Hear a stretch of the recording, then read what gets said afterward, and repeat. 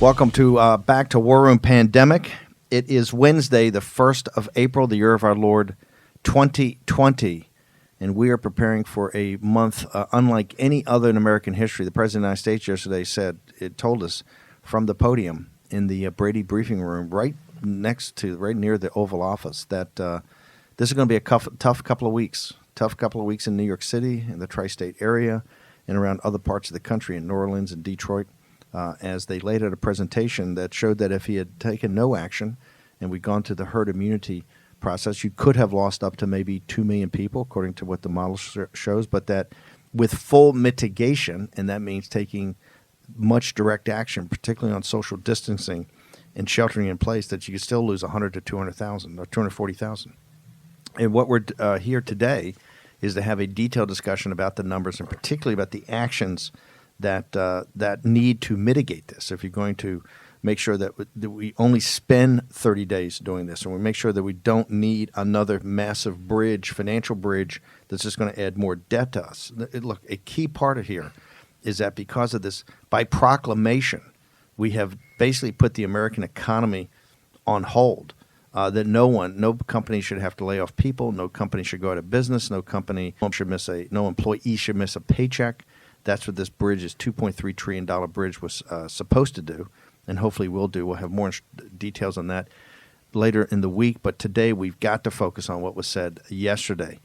So I want to go back to we kind of put up the concept early on of as a wartime president. That was back in January when we took this dramatic action on banning flights from China and quarantining people that came here. That was the second part of it. Nobody talks about it. Quite radical, hadn't been done, I think, in 50 years.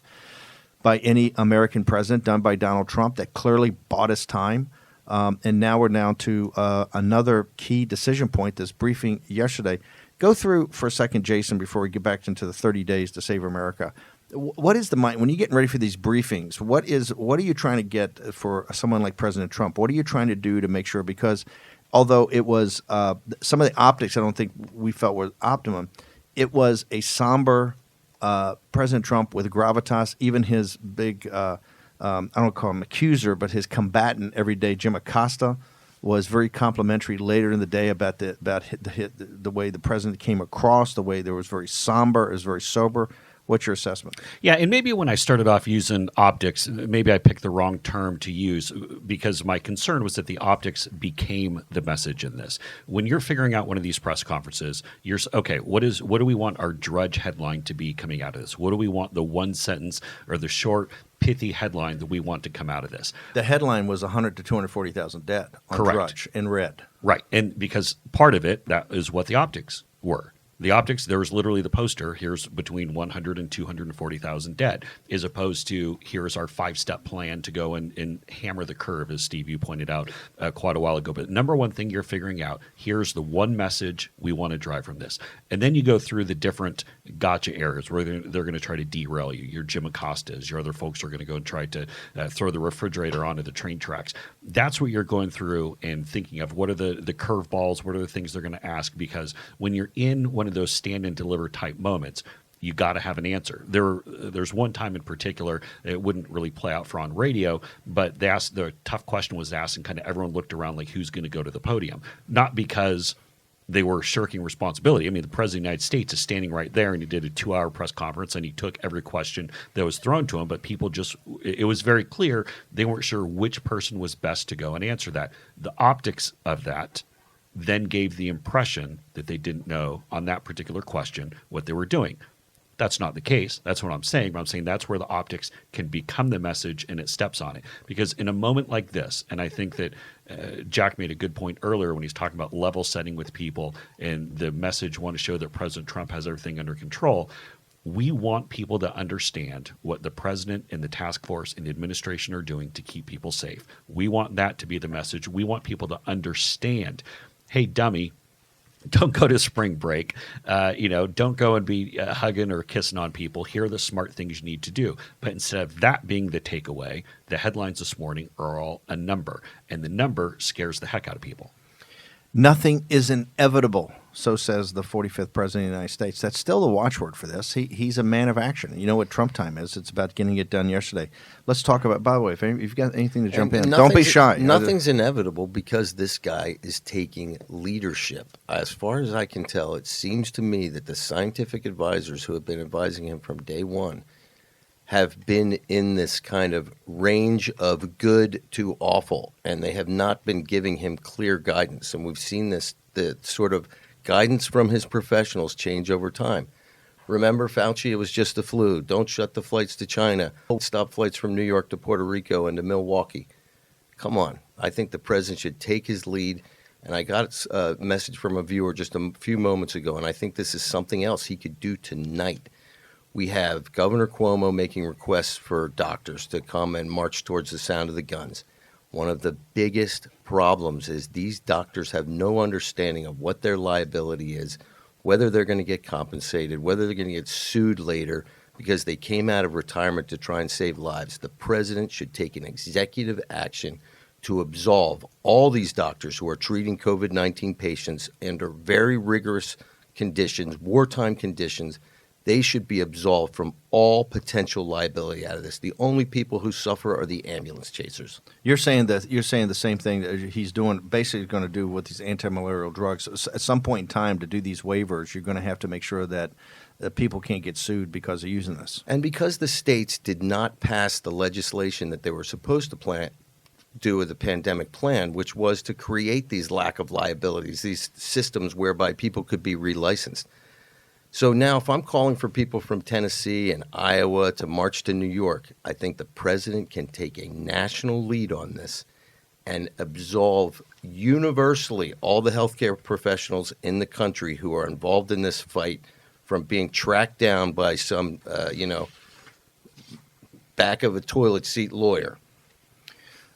Let's go. I just want to reset on this Yes. 30 Days to Save America campaign that we're launching today. The URL 30daystosaveamerica.com. We're constantly updating this and we'll constantly be updating the page with information.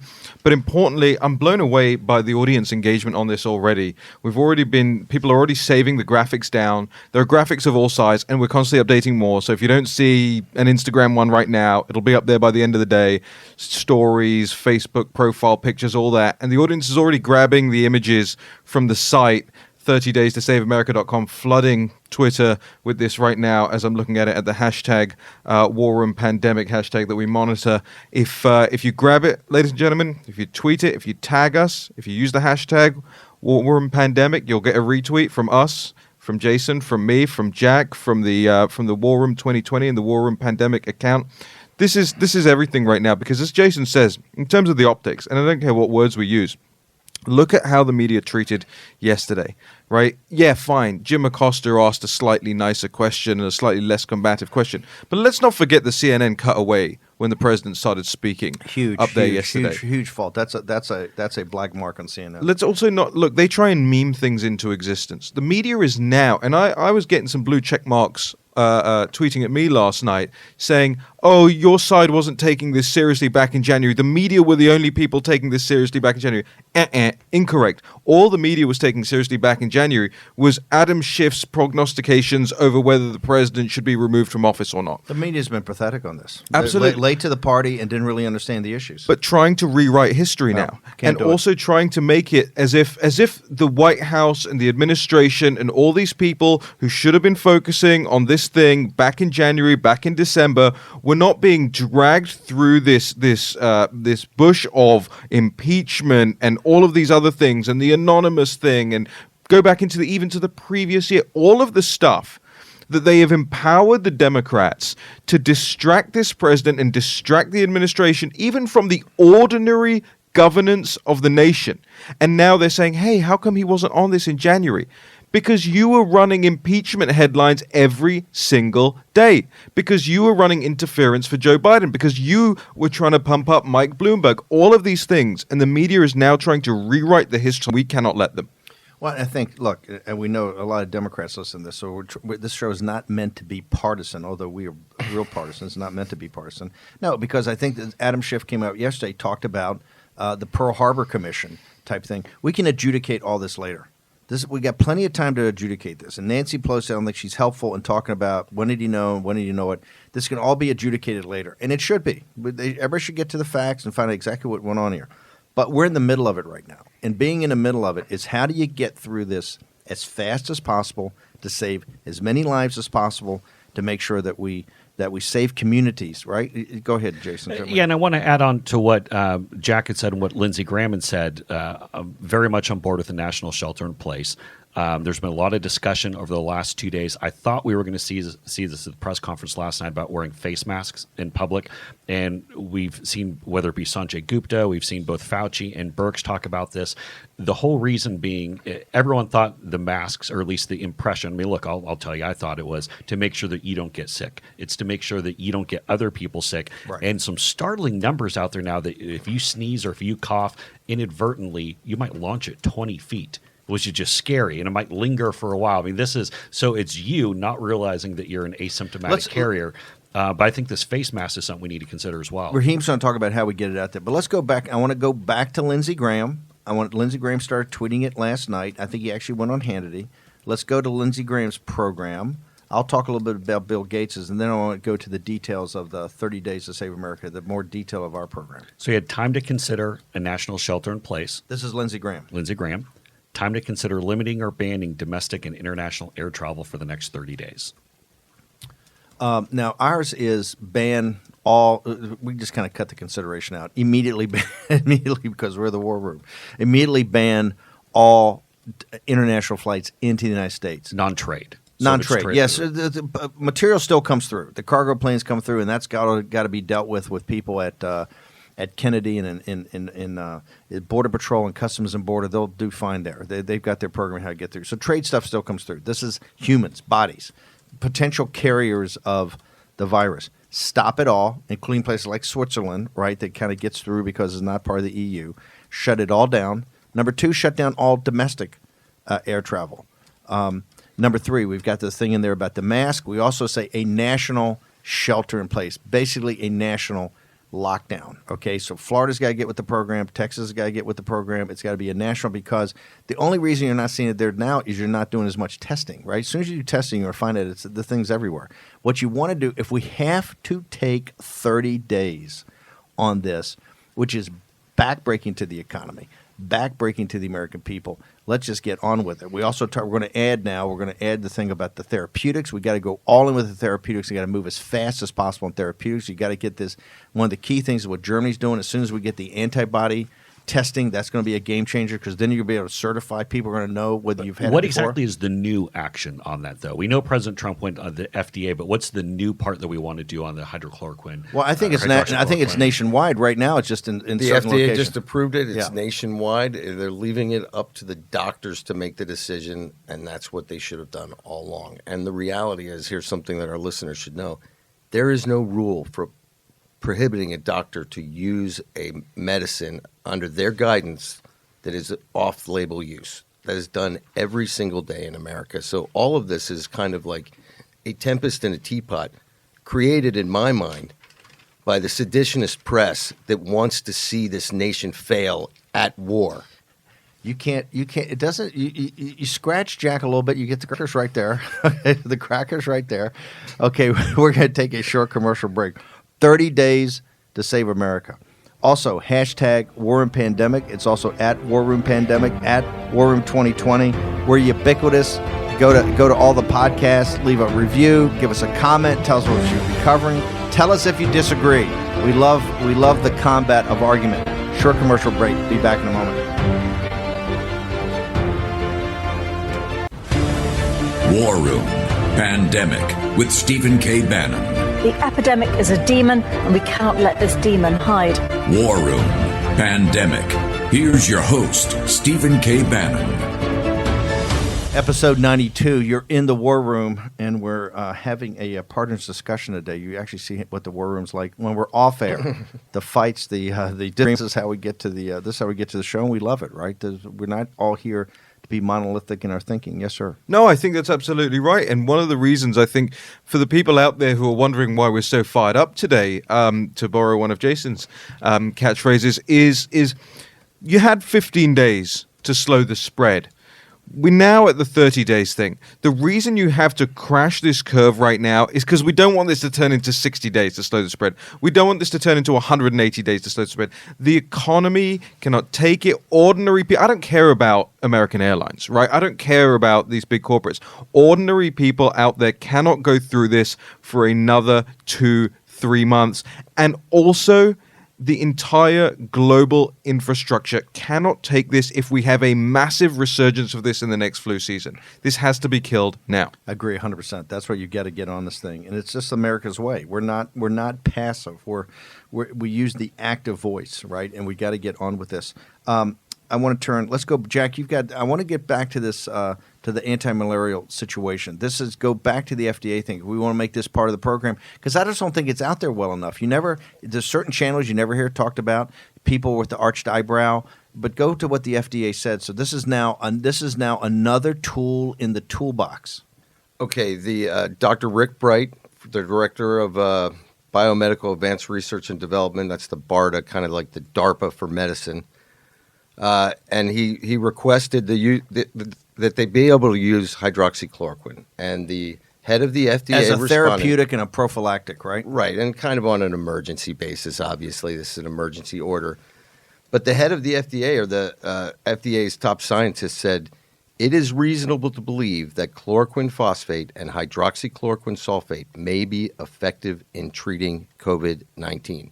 What a change 24 hours with Donald Trump with his hands around your neck makes.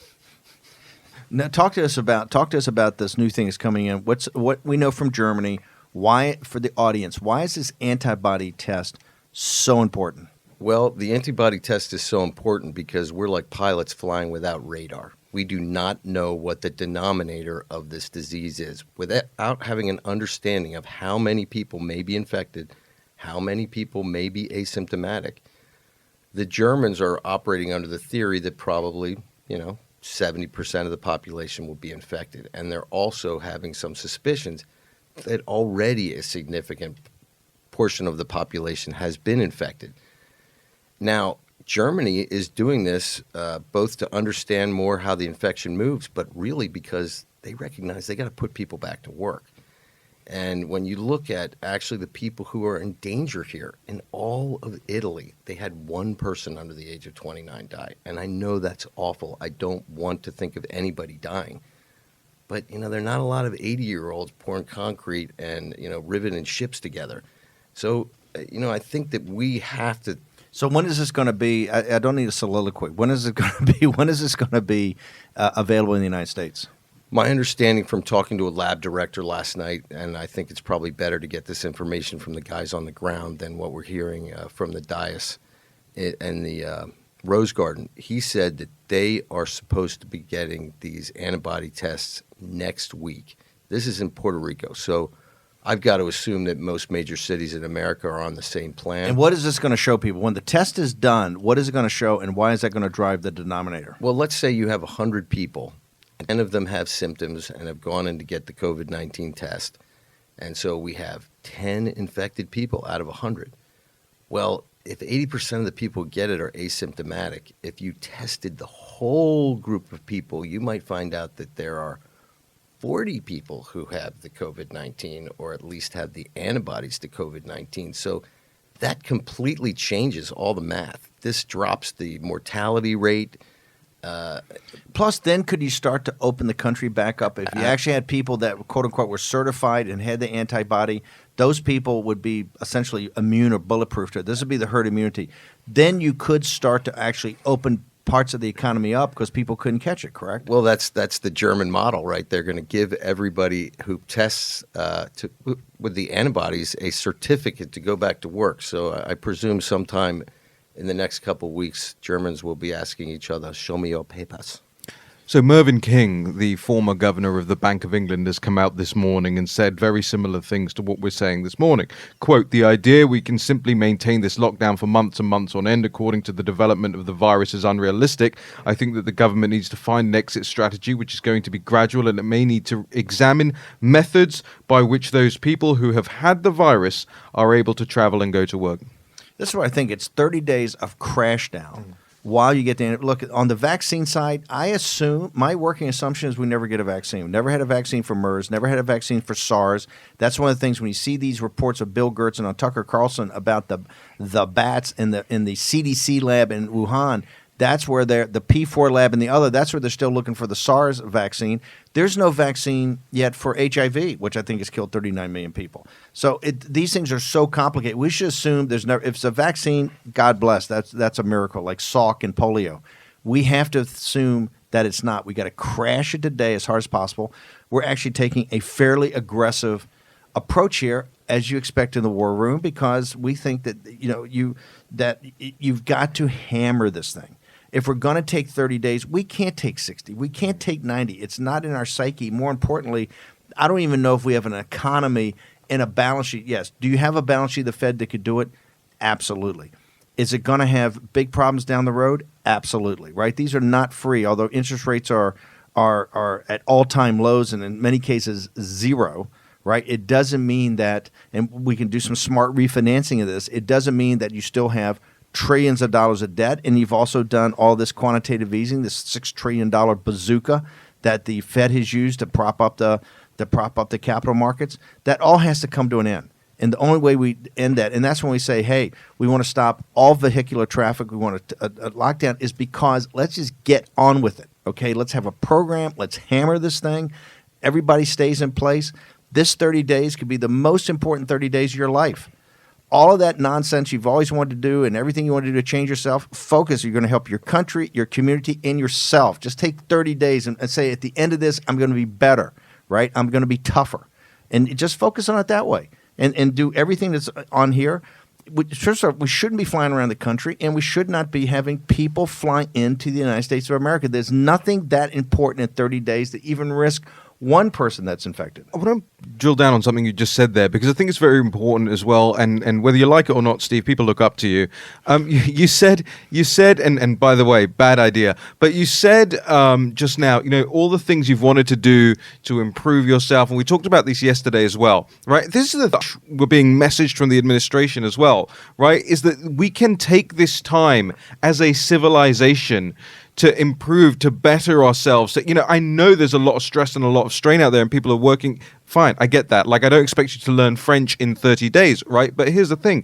There are little things that we can all do during this time. And that's what the 30 Days to Save America is all about. It's not just about saving the nation. It's about saving yourselves as well. It's about saving your family. It's about improving your lot, improving your mental stability. I know so many people out there who are so anxious right now. And I just talk to them for 5 minutes, whether it's Twitter DMs and things like that. And after the conversation, we go, actually, you know what? Let's set ourselves some goals here for this next 30 days. Set yourself a personal goal. Look, most of you are going to be at home working remotely, so you're going to be working more hours than you ever worked. You're also going to have all the pressure and angst of, is my business going to make it? Am I going to let employees go? Am I going to have a job? We understand all that. Now, that's what the government the bridge of this is supposed to take care of that. And we're going to have more details in the weeks, Alfredo Ortiz, Jason Miller, about how we actually get the cash to bridge that. But at one level, it's incomprehensible that the country would actually be shut down for a month. It's just not in any comprehension. In 75 when they were at Lexington and Concord in April, right? They never thought that hundreds of years later that the country would actually be shut down for a month. It's incomprehensible. But given that it's happening, make the most of it, right? To take on some direct action of yourself and make this a month it's going to be unforgettable anyway. And remember, we're going to go through a horrible tragedy. Many, many people are going to die here, right? And look, some of those people are going to be, or most of those people will be over a certain age and maybe have a certain health issues or certain weight issues and all that. But they're human beings. Remember, the core of the Judeo-Christian West is that we're all made in the image and likeness of God. We all have that divine spirit, right? So that's why any life, and this is why I gave that talk in Scranton to say, hey, if you're a life person on the abortion side, you got to understand you got to be a life person on the other side of it, right? I got a 98-year-old dad. I don't want to lose him any sooner than God's plans got to take him, and I certainly don't want to lose him to some frickin' virus that came out of the CCP's, the Chinese Communist Party, not caring about the people of China. I don't want it to end that way. And I know many people. If you see, and by the way, you don't have to go to New York and see the agony there. Go online on our site and other sites and see the agony of the people in Wuhan, particularly the doctors and nurses who died and who were taken out in the ambulances, and see their family members chase the ambulances down the street of these people. And you're going to lose many people in your 40s and 50s, 30s, 40s, and 50s that are the front line of the of the folks that are actually there to provide the care. Okay, how do we? I want to make sure everybody gets this right. Talk about 30 days to save America. How do they get just there? loading it up on my phone right now. 30days-to-save-america.com. We've got all the graphics up there now. You can right-click, save as, share them. You've got desktop background images, Twitter post images, banner images, Facebook profile images, Instagram images, cell phone backgrounds, everything. Give me Take your 20 pick. seconds of the concept you had on this. The whole thing with 30 Days to Save America is that it's going to take a lot to get through this next month to go and actually defeat this virus. We have to realize this is much bigger than us. Everybody is inconvenienced. Everybody is going through hell. Everybody's having their personal economic situation ruined. This is patriotic. This is about stepping up and realizing together as Americans we can defeat, and we have defeated everything ever put in front of us. Okay, we're going to take a short commercial break. We're going to return with Jack Posobiec, America. He is one of the top analysts in China. Be back in a second.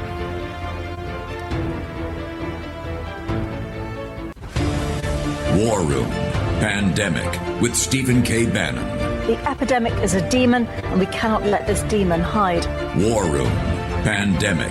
Here's your host, Stephen K. Bannon. It's Wednesday, the 1st of April, the year of our Lord 2020. We're here in the War Room, 30 Days to Save America, talking about the president's basically discussion yesterday of where we stand with taking on this virus, 100,000 to 240,000 potential casualties if under full mitigation. So we're here talking about a program that's, we think, real full mitigation, which is essentially if you're gonna take 30 days off from the economy, you hammer this thing as hard as possible. Jack, I want to make sure that a big part of our audience, a big part of the deplorables and the Trump movement and all that are our farmers. I want to make sure that we're not forgetting them. Although this thing is centered right now in highly dense urban areas in the country. But let's talk about our farmers. Well, we're talking about 30 days to save America. There's another thing out there that can save America. It's called food. We are here in what they call the last mile for spring planting. So we have basically 60 days for all of our patriotic American farmers to get their grain in the ground so that we can feed ourselves next year. And I think this is something that all of us should remember. These guys are heroes out there, too. They're going to probably feed the world next year because if it's this bad in New York, it's going to be a nightmare in Lagos, Nigeria. So this is something that we got to support these guys, and I hope as we're in this nationwide shutdown that the president makes sure that these guys can still get in the fields and do what they need to do, particularly the market gardeners out in California and Central Valley. I mean, I would hate to see strawberries rot in the field. Well, this was a key point even in China. One of the things we talked about early on was their fear about how the spring harvest, how the spring planting was going to get done for the summer harvest. So it was a huge issue in China. It's one of the reasons I think they came out of their lockdown. Remember, nothing moved in China for 3 weeks. Nothing. No, there was no movement in China. They basically shut the country down. Absolutely. And another thing that's on the horizon out there, we tend to focus everything on this CCP virus. But I'll post it on the website later today. There is a UN site that tracks the locusts that are coming up out of Northwest Africa. And these are now in Pakistan. They've actually essentially gotten into Pakistan's strategic grain supply. They've damaged that. And in China, you see it in the Chinese press all the time. They talk about these countermeasures that they've got in place in case these locusts get over the Himalayas. Now, so they're taking it seriously. I'm considered the apocalyptic one. I just want to duly note it was Jack that brought up the biblical locust plague. I'm one plague at a time. I'm a one plague at a time guy. I'm still dealing with the CCP virus, but Jack's absolutely correct. But it shows you how important our farmers can potentially be for the whole world. This is one of the ways in which America takes leadership, right? Oh, we're going to beat this thing with the Right. science of medicine, and guess what? In the aftermath, the American farmers are going to come to the rescue of a hungry world. Let's go to Speaking of strawberries Yeah. rotting, Wimbledon tennis tournament has been cancelled this year. By the way, when was the last time Wimbledon was cancelled? 1942. Correct. Was it 42 or 41? I I think it know. was 40, 41, yeah. Yeah. It was during the Blitz. during- It had to be the Blitz. That was May of 40. So Exactly. it had to be July of 40. This is, by the way, this is the difference between the populist Jack Maxey and the populist Raheem Kassam. I'm worried about Wimbledon and my strawberries and cream, right? That's You're populist to a No, degree. it breaks my heart. I used to go to Wimbledon every year. Just one quick one as well on top of this. The United Kingdom is experiencing one of the highest death toll day at the moment. The Defense Secretary now self-isolating with symptoms as well. 563 people added to the United Kingdom's total as well. And just as a means by which to communicate the gravity of this thing to people who are out there who still just don't get it. A couple of days ago, remember, live on air, we passed the 100,000 case mark in the United States. We're about to pass the 200,000 mark here in the United States, and it's been, 36 hours since we mentioned that on air?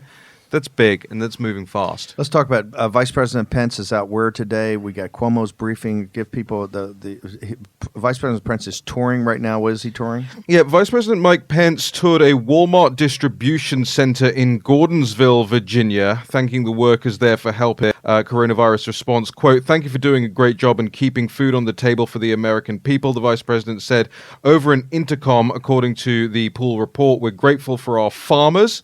We're grateful for our grocery store operators. We're grateful for Walmart." And Vice President is due to do an interview live with CNN.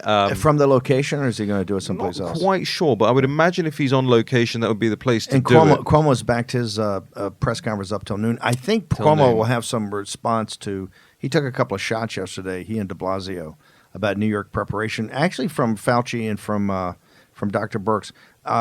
Let's go. I want to go back to the 30 days. Go tell people how they get there, what's to be there, and also I want any comments or observations before we get Jack on. Well, you here. can hold this up for the camera for the people watching. The 30 Days to Save America. That's my cell phone, and that's my cell phone background there, the 30 Days to Save America. You can go to 30daystosaveamerica.com. This isn't just about nice graphics, although it is a lot about that. It's about the human spirit and aiding and assisting in people and what they need to know. We've got all sorts of different messages on there. Support your local businesses if you can. Stay healthy, wash your hands, stay inside.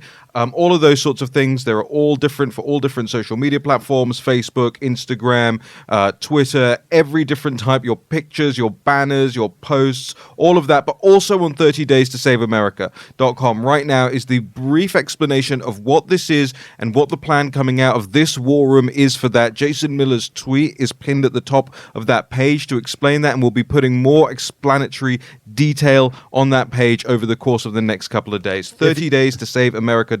If you're going to shut down for 30 days, let's really shut down. Let's smash this thing. Let's just not slow the spread. Let's smash the spread. Let's try to destroy this as much as humanly possible. We've got some pretty hard actions in there, but we think it requires pretty hard actions. Okay, I want to bring in Jack Posobiec now from One America. And people know him on One America, but what people don't know, I don't think that well, is that he's a fluent in Mandarin Chinese. I've dedicated my life, and I think I've got a good as feel for China as anyone out there. I dedicate my life to assisting the Chinese people in their freedom. What is this, China? This is a bit of Yeah. breaking news coming out that pertains to this. Breaking on Bloomberg right now, China concealed extent of virus outbreak, U.S. intelligence says. Okay, so this is thrown out. David Ignatius had a lead to this story, talking about a little bit about it this morning. U.S. intelligence is actually coming out now and confirming what many of us knew, is that they suppressed the information. Jack Maxey pulled the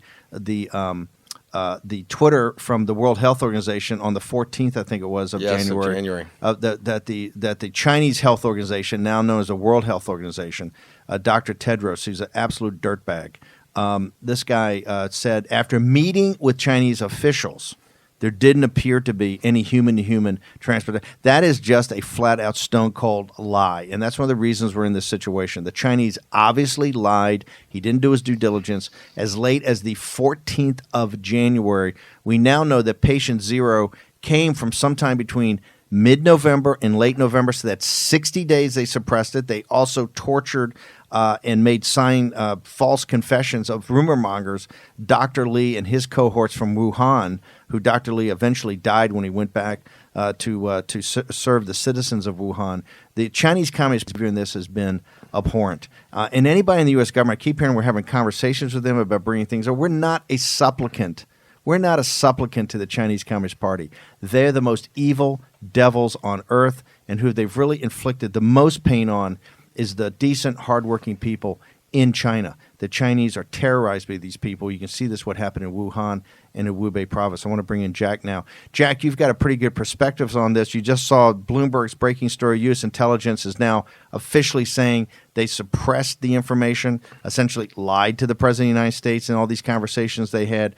Give us your perspective of where we stand right now with the Chinese Communist Party and this Wuhan virus, this CCP virus, as we call it. Well, Steve and everyone, I want to thank you for having me back on War Room Pandemic. I was here for the first episode, and I had hoped that there wouldn't be continuing episodes much longer in through the year of 2020, and yet here we are. It stands as this CCP virus has struck the American soil. Now, what people need to understand that the Communist Party in China, at one point, following SARS, following H1N1, they had begun to set up a fail-safe program within China because the Chinese scientists knew that they couldn't allow things like this to further destabilize their country. But it was Xi Jinping and his control takeover of the party, his top-down takeover of the party, his scare tactics, his purges that went on throughout the party, his sacking of party leaders, his sacking of anyone that went against him, that went against the image, his implementation of a cult of personality, which he has done, declaring himself, president for life, chairman for life. That is the reason that fail-safe program went down. It was the re-takeover of power, the reassertion of power, the centralization of power in that role of Xi Jinping by the Chinese Communist Party. Look, I think there's a lot of Chinese doctors out there, a lot of frontline healthcare workers, a lot of Chinese families that want to do the right thing. But it's the Chinese Communist Party that's been pushing this down from the start. And you're seeing it now, the trouble that they're having, because even though they can fake these numbers, and of course we know that they're fake, Bloomberg is reporting, of course, that our intelligence knows they're fake. The Chinese knew they had a problem all the way back in November. We're now finding out. But when it comes down to it, they can't lie to the people about who have lost their families in China. They can't lie to the people who know that they've lost loved ones. They know those urns are piling up, and not just in Hubei province, but we can see them there. They can't lie to them, and that's why you're seeing the protests. That's why you're seeing the pushback on the borders of Hubei. And those protests that are going on in the provinces, it's not just Hubei. We're seeing it in Zhejiang. We're seeing it in Hunan. We're seeing it throughout the entire region. They're going to start spreading throughout all of China because this is the system fighting back. This is the people starting to now fight back, not just in Hong Kong, which is the autonomous region, but we're seeing people within China fight back against the CCP, and they're starting to wake up to all of this. Look, I want you to stay over to the next segment, too, because we've got a lot to go through. I want to give assessment. People don't realize you're a former naval intelligence officer. You speak fluent Mandarin. You read. Walk through, what is life like for the little guy in China, old 100 names, under the oppression of the Chinese Communist Party? Right. So yeah, old 100 names, Lao Baixing in Chinese. Your life is essentially a two-track life. Either you with the party, you do what you're told, you take your Gaokao, which is your basically high school equivalency test at the end of high school, not equivalency, but your high school proficiency test at the end of high school. And if you go along with the party, you do everything right, then you just might be allowed, you're the member of the Young Pioneers, they call it. You might just be able to make it from Lao Baixing into the middle class. And there is a burgeoning middle class within some cities like Shanghai and Beijing, Chongqing as well, Shenzhen, which is growing, of course, in the Guangdong region. But if you're from one of the provinces, China still has what's known as a hukou system. The hukou system is essentially an internal passport.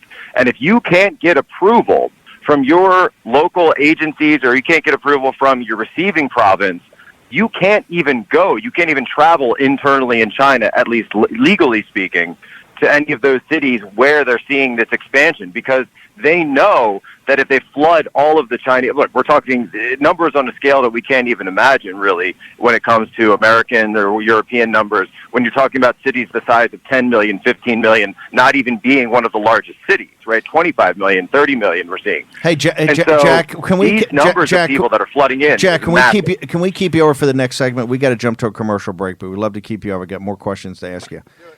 Jack Posobiec from One America News, one of the top analysts, I think, in China. He's a naval intelligence officer, speaks fluent Mandarin. Before we jump to commercial break, we'll be back in a second. But Raheem, how do people get to our new effort? Yep, so you can go to pandemic.warroom.org is the usual URL, and the 30 Days to Save America campaign is on there, or directly to the 30 Days to Save America website, which is 30daystosaveamerica.com. We're going to take a short commercial break. Jack Maxey, Raheem Kassam, Stephen K. Bannon will return with Jack Posobiec from One America in just a moment.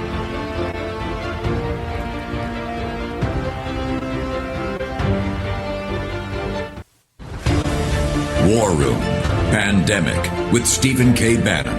The epidemic is a demon, and we cannot let this demon hide. War Room Pandemic. Here's your host, Stephen K. Bannon.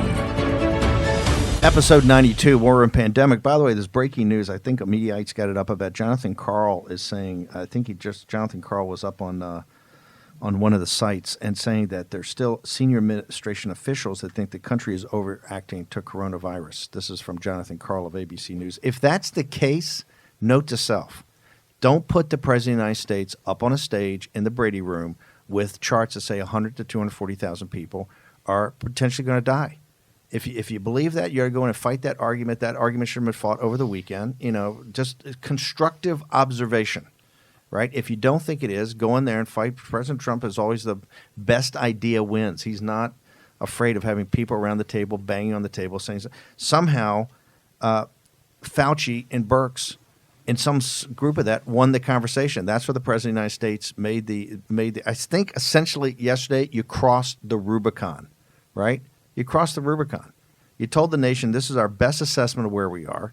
It was pretty dramatic from we just got a problem in a couple of counties, or we're going to do a quadrant reopening. Now the nation is going to be shut down for another 30 days at least, right? And our thing is that, hey, if you're going to do it, do it. But all of this now backbiting and leaking out to Jonathan Karl, what Jonathan Karl is reporting, that certain advisors think the country's overreacting. I don't think that's the time to say it. You ought to the president ought to know that and either agree or disagree with you. Obviously, he must have not agreed, or he wouldn't have gotten up there in front of with those charts and with this thing and the headline being 100 to 240,000. Okay, we got tons of breaking news, but I want to go back to the 30 days site. Jason, Raheem, tell us what we got. We got Jack Posobiec I have to get to. We have 30daystosaveamerica.com is the URL, the brand new campaign out of War Room Pandemic. Jason, tell us a little bit about the 30 Days to Save America, and then I'll jump in with what you can get on the site. Absolutely. 30 Days to Save America. This is we're all calling on our inner patriot, our inner sense of self and community and family and everything we have. This is something that's much bigger than any of us individually. This is about this is our state, our nation. This is the whole what can you do for America. That's what this is. And people need to realize we're all in this together. It's tough. We know there's certain aspects that go well past the 30 days, but everyone's inconvenienced. Everyone's frustrating. Yeah. Everyone's got the kids climbing the walls. President told us going to be tough. President told it's going to be tough. This is something that won't happen again for another century, hopefully. But we all have to dig deep and do it again. Yeah, and I want to just shout out our designers, Anne and Noah, who have worked overtime getting all these graphics up. The America's Voice guys just putting it on the live stream if you're watching as well. You guys did an excellent job. You can download all sorts of different graphics. You want to flood the zone with the info. 30daystosaveamerica.com. Huge. We're going to get back to it. Jack, you got some breaking news? Yeah, there's some breaking news out of China. This is published in the South China Morning Post just a few minutes ago. Henan province in central China has taken drastic measures of putting a mid-sized county into total lockdown. This is a county called Jia near the city of Pingdingshan. Oh, yeah, sure. And so this segues very well with what we talked about the other day, Steve.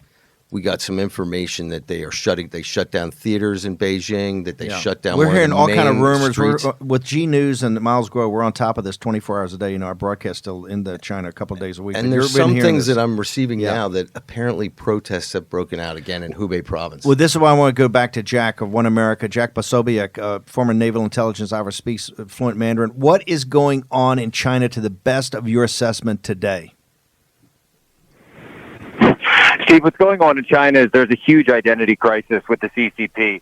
They know that they're the stated leaders of the country. Xi Jinping has his grip there, but the elites are starting to question whether or not that cult of personality was the right thing, whether putting him in direct control of the PLA, the Central Military Commission, was the right move, whether allowing him to stay in place was the right move. At some point, someone is going to have to take the fall for this. Now, in 2022, that's normally when Xi Jinping would have stepped down as his 10-year cycle would have come up. That's what Hu Jintao did. That's what Jiang Zemin did. So there's already starting to be some talk within the CCP elite that they may have Xi Jinping look at that 2022 mark as a way of transition power. Listen, one last thing I want to get to you is that one of the most powerful things in our first episode, we had Gertz, we had so many experts on, Dr. Hatfield. We ended that with you talking about President Xi in the mandate of heaven. Explain to the American people what the mandate of heaven is, and I want to ask you, you thought it might be questionable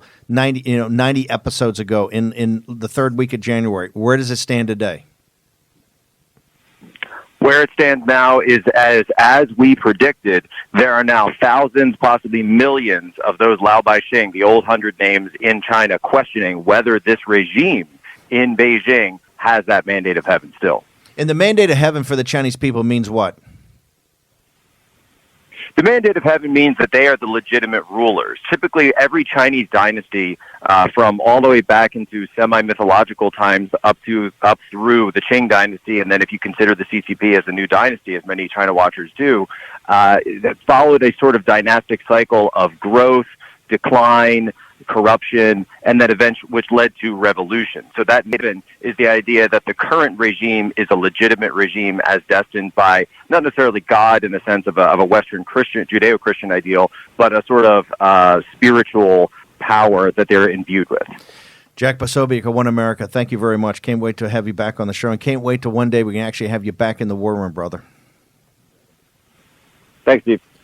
You know, people know Jack from some of his efforts in owning the libs, but this is, I have dedicated my life to this. I'm telling you, Jack is one of the more knowledgeable people around about really knowing, not these blowhards you see on TV all the time, but the Lian Chan Hans and the Dr. Thayers. Jack Posobiec is one of these guys who really knows what's going on. I want to finish on an upbeat note, and that upbeat note is about this new site and about the new effort that we've launched and how everybody can part of it. Already the comments are fantastic. We want all your recommendations about how to make it better. So guys, where do we stand with this? Yeah, a lot of the stuff out there and a lot of the criticism, the mild criticism that we get and suggestions is that, you know, we've got a YouTube live stream, for instance, on this.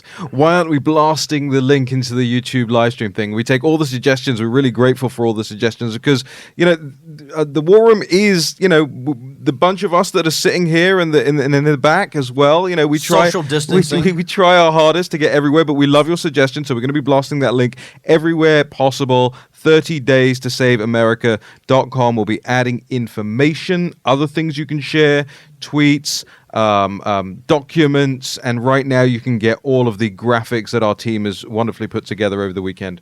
Social distancing, or as Greg in the War Room calls it, Wednesday.